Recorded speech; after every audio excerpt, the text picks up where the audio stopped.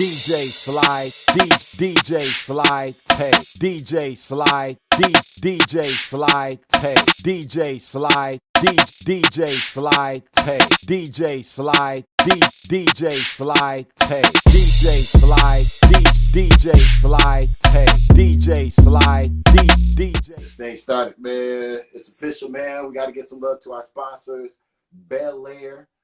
Head to your favorite liquor store, pick up your favorite bottle of Bel Air, and make sure that you drink responsibly. This is officially the 2021 Convo, man. Also, I need y'all to go follow right now My Jet Doc. It's a virtual urgent care app connecting users with licensed medical professionals instantly. No waiting room, no insurance, and you can save up to 85% off of RX. So go and check that out right now. Man, I got my one of the OGs. I gotta say OG, you're OG, man, because you've been doing it as long as I've been doing it. So you know you get that OG status. One of the OGs from Augusta, Georgia, go by the name of Mr. Hill. What up, bro? What it do, family? Hey. Chilling, man. Do you still go by Mr. Hill or did you change your name? I still go by Mr. Hill, but I just starting this business off. I call it Basin Street 1. Basin Street is where me and V-tec, our whole family grew up on the dead end up on the hill, little pink house, my grandma's house. So I'm basing stuff off of that now. So it's basically still Mr. Hill, but it's going to be like Basin Street Incorporated, Basin Street, different thing, music, Basin Street clothing. It's just the different things, just incorporating the family name and keeping all of it together. So that's where we came from. Yeah, I remember, but we had some good times over there on the dead end, bro. That's right. You bringing back the memories right now, man. Jeez. Yeah, so that's what I'm stamping that for. That's what it is, that Basin Street. I like that, man. So I like to go back and get familiar with, you know, people's childhood and how they were growing up, man. So how was life for you growing up as a kid in Augusta, Georgia? Man, Augusta, Georgia, it was, man, one thing about it, everybody say it was hard. My life was good. I didn't realize no struggles until later on, once you got older, then you realize what money was. You know what I'm saying? Because your family was together. It was so many of us, like I said. We had family like V-tec, like I said, that's my cousin, his mom, my mom, my sisters. So we always been around each other since since kids, you know what I'm saying? So no matter what was going on, our family always was together. So we didn't necessarily, we might have been poor or we might not have had everything, but we necessarily didn't see that. You know what I'm saying? We didn't feel it at the time until we got older or we got to a point where we wanted money or we wanted certain things. And they did family ain't like, family was struggling like all like that, but when you wanted your things, that's when we realized we had to go out and get it. But growing up, Augusta was beautiful, man, because I grew up on two sides of Augusta. Yeah. Okay. Yeah. You grew up on two sides of Augusta. So what was the difference between the both sides? It was really wasn't no difference. It's just I grew up on, like I said, I started out on South, where I started up on the hill. And then when I started going like the middle school and stuff, around like 5th, 6th, 7th, and 8th, in 9th grade, I stayed out in like Meadowbrook, and then I moved to Barton Village. And then when I moved to Barton Village, it was a little different. That's when it was a little different because it was more like I was of age then. I started realizing, hey, I want some money. I want to be out here. I want to see stuff. And we were doing music. For a family, was doing music, and it was like, I'm trying to keep up with them. And I wanted to keep up with them, to see what they were doing. You know what I'm saying? I wanted to go on the streets with them. I wanted to go on the road with them, man. Being that age, you had to be able to have your own stuff, better be your own kind, because they definitely was going to look out for you, but you had to always stand for your own, though. Yeah. Okay. And then the hill, it's just all love, because that's where I'm from. Like, it's family. Nothing but family. Nothing but people I grew up with. You know, even though I grew up with people in Barton Village, it's nothing but old love out there all the time. It's just the hill. I grew up with a lot of them. They knew me since, like I said, elementary, first grade, kindergarten, you know what I'm saying? And them the two sides I always been back and forth on. I stayed in other places in the city, but we always had that term, Bartonville to the hill. Yeah. Boy. Oh, dude. Oh, dub. Man, like I told you. I didn't even know what old dub was till I got down here, man. I just kept hearing this old dub. And then when I finally got introduced to World Dub, I was like, oh, this is Old Dub. Okay, okay, Yeah, okay. yes. What would And you say some of the music was that was being played in the household as you was growing up? man, growing up in our household, we saying we listen to old school. We like our household played old school. It's rap always later on, but when we was coming up, you was hearing Leonard Williams, you was hearing Marvin Gaye, you was hearing Luther Vandross, you was hearing Freddie Jackson, you was hearing like John, not John Keith Sweat. You were hearing stuff like that. You was hearing music. You know what I'm saying? Stuff that made you like give emotion. It was just different stuff. It wasn't always just you might even hear a little bit, you might hear a little country. You know what I'm saying? So Uncle Gene might come in and throw on some country. He might not care. Though Ray Funk might come in and throw on some country and have y'all down in the yard listening to country. So it's it was all kind of music, but it makes it was more soulful music. Like we listen to all soulful music. Okay, okay. What would you say? How old was you when you decided to say, man, I want to get into rapping? I want to be an artist.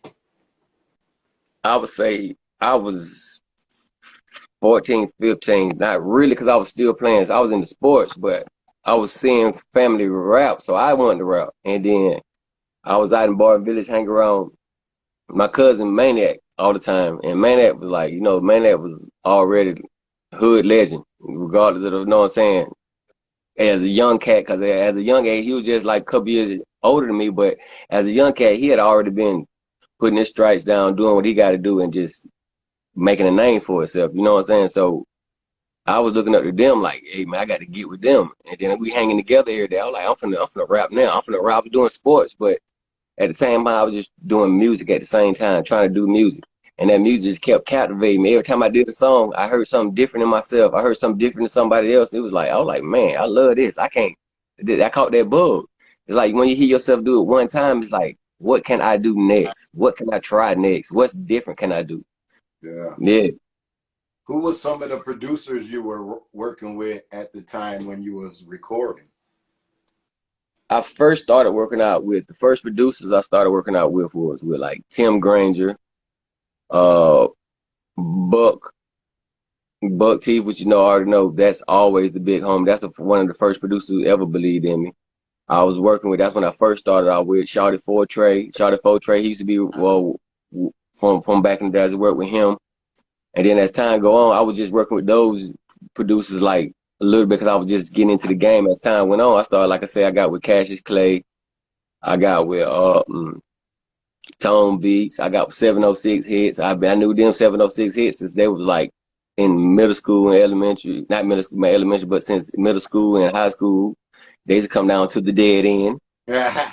You know what I'm saying? So yeah, it's just it's a lot of producers. I don't want to leave a lot of them out, but it's so many people producers we start working with. But those the main ones early on was really Buck Teeth and Tim Granger when first started out.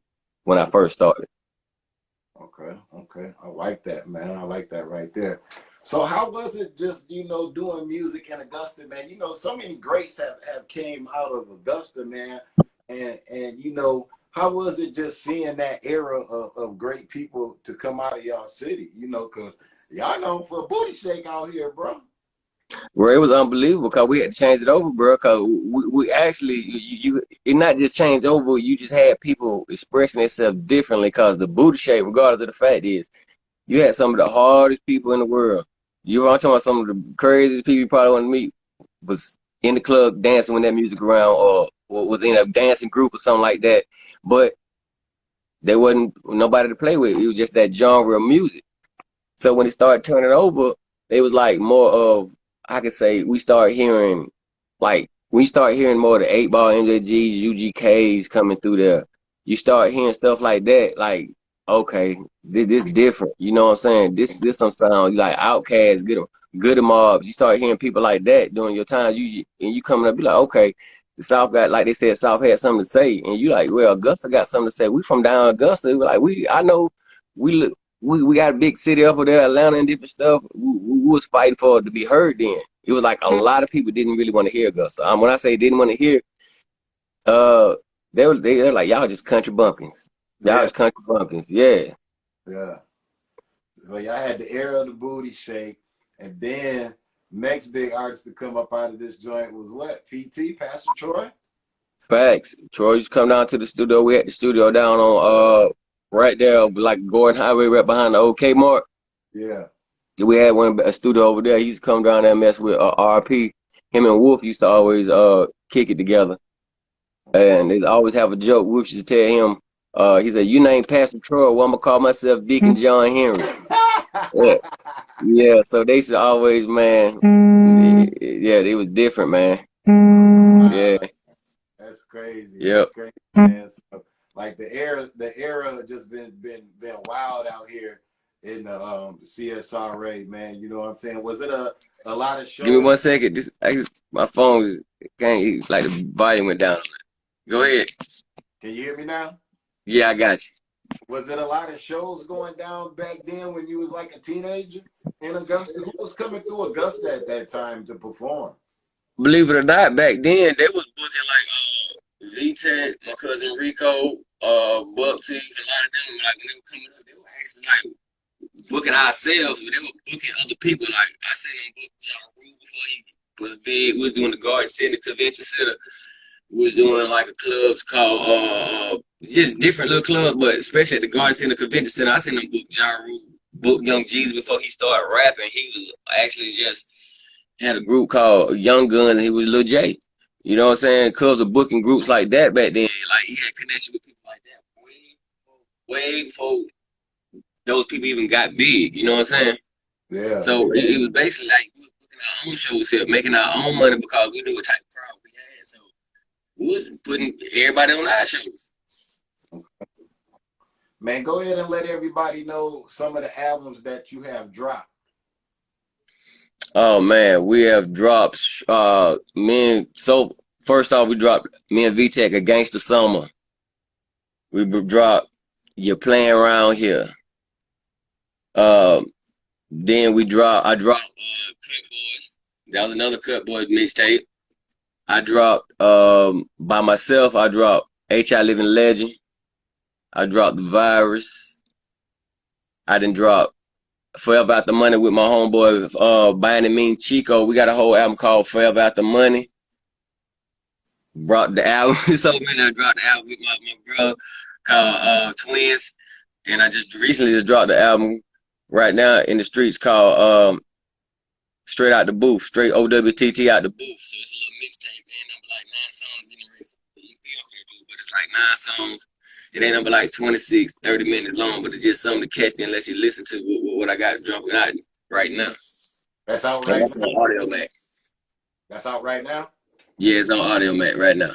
Okay, you gave us 9 songs. Boy, I gotta go check that out, man. I ain't listened to you in a minute, but it sounds like you got some piece of work out there for us. You know what I mean? Yeah, man. I've been doing the work working with By Any Means, man. That's the new thing. Working with my new family called By Any Means, man. My family, By Any Means Chico, you know what I'm saying? Von B, you know what I'm saying? Von the big homie. It's a couple more, man. I ain't trying to leave out, but yeah, it's a little movement we got going. Okay. Who did most of your production on your album? The new one? Yeah, the new one. Oh, the new one, I got dude named a lot of it done by Devo on the beats. Then I got some done by a production done by Ed Lover, Ed Space, Gutter Fam, GU Worldwide. Okay. You know what I'm saying? Ed Space did some on there. Then I got some other tracks from a little dude called Anonymous. So it just been different producers on this. So I just went a whole total way because most of my last couple projects I put out was mainly produced by Ed Space. Ed Lover produced 80% of it, and I just got tracks from different other people. So, but this one right here is diversity. Okay. No doubt, man. Who gives you the inspiration to do what you do, man? Who inspires you? Man, the truth, when I hear other people's music, like because of I know how long I've been doing music. When I hear like other people who are very like creative people challenge me, like, and I like that challenge. It's like, okay, I see somebody doing something that like I necessarily never thought of. Even like I've been doing a lot of time, like, oh, okay, you coming in from this angle. It's some way this angle. Well, I come from my angle. You know what I'm saying? Other people are like just talented. You know what I'm saying? Talented people that's inspired me. Like family inspired me all the time because family always inspired because you're gonna do your drive for your family. One thing about it, family comes first and everything with me. So that's always my inspiration. But my inspiration for music is other talented people. When I hear somebody else just go crazy on a song, I'm like, yeah, I want to do something harder than that. Oh, you know what I'm saying? I challenge myself because it's just, it is. I like to give people their props, so it's just like, if you challenge me, I'm challenging myself. Man, if Mr. Hill had the opportunity to date anybody for a publicity stunt, who would that individual be and why? For a publicity stunt? Yes, sir. Oprah Winfrey. Oprah? Yep. Man, where you going? Oh, Oprah. I'm gonna tell you why you said publicity stunt. Because everybody in the world would talk about it. Yeah. But now if you said fineness, I would go Megan Thee Stallion, Rihanna, somebody like that. Okay. What's Mr. Hill's favorite dish, man? What do you enjoy eating the most? Oxtails, rice, cabbages, any stewed food. Oxtails, beef neck bones, southern food with some gravy and some rice on it, stuff like that, with some carrots off in it, stuff like that. Yeah. What's your favorite designer of choice if you had to choose? My favorite designer of choice, if I had to choose, everybody say, I'm like say I'm an old school guy. I'll fuck around and I mess around. I have to go with I love polo stuff. Polo? Yeah.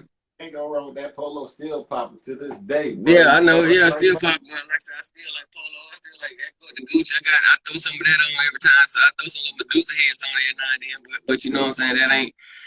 I still rock me some old polos and throw them on and still come out the house fly. You know what I'm saying? Yeah. I'm gonna give you 3 artists, man. Out of these 3 artists, you gotta let me know one. You can only pick one out of the 3 that you would enjoy working with, and then you gotta let us know why you would enjoy working with that individual. So 3 artists I'm gonna give you, man. I'm gonna give you The Baby, Lil Wayne, and the other one I'll give you will be Lil Baby. All right, that's hard because Wayne is one of the little dudes I always wanted to have a verse from. I'm talking about I forever, ever always wanted a verse from Wayne. But as if I was thinking as me being a businessman and I'm sitting down, and if I had the verse, I'm talking about even if verse for me, if I'm sitting down with one manage that artist that we manage, artist that we work with, I would go with Lil Baby. Lil Baby? Yes. Yes, I'll go a Lil Baby. I like the baby. I like the baby, but Lil Baby just give me his energy when he flow. It's like he believes everything. Not just he's very believable. Not just believable. It's more of like you feel where he coming from. Yeah. You feel where he coming from. Yeah. Hey, that was a tough one for you, bro. I gave you 3. When I say that is a real tough one because it's hard for me not to say I wanted a Wayne verse. Yeah, that's a tough one right there, man.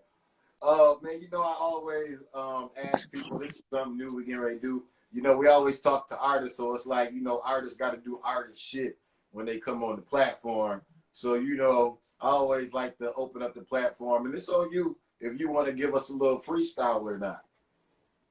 A freestyle or not? Let me see, man.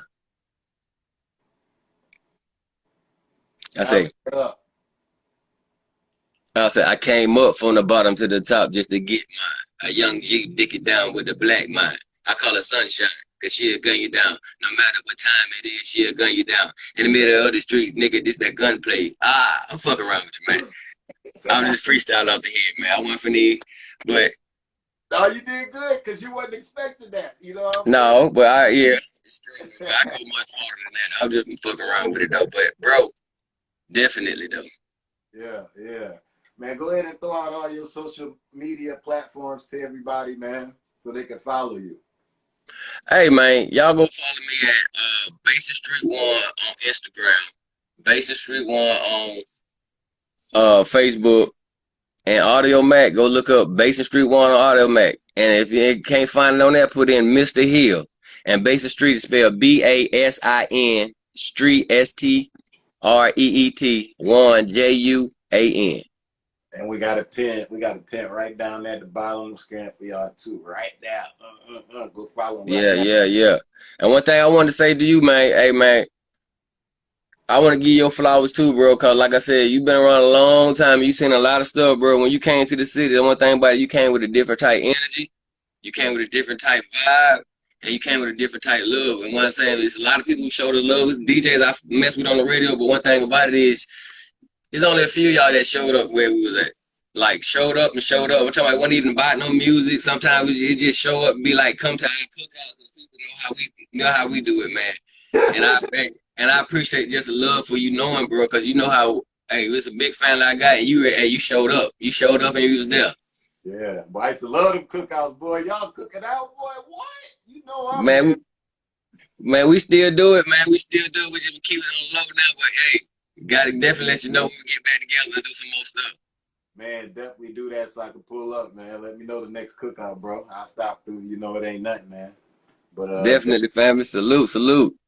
All right, man. Definitely want to thank you for hopping on with us today for the 2021 convo, man. We definitely wish you mad success in the rest of your endeavors, and we're gonna be checking back in with you later on as you continue to drop projects, because I see you got a new young team that you were just telling us about, so we definitely gonna have to get familiar with them, you know.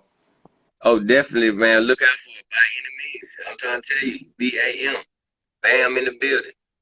Yeah, no doubt, man. Shouts out to all of y'all too that was checking in with us, man. So no doubt, bro. I'ma holler at you, man. Thank you for getting on with us.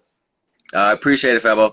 Right, DJ Sly, DJ Sly Tay, DJ Sly, DJ Sly.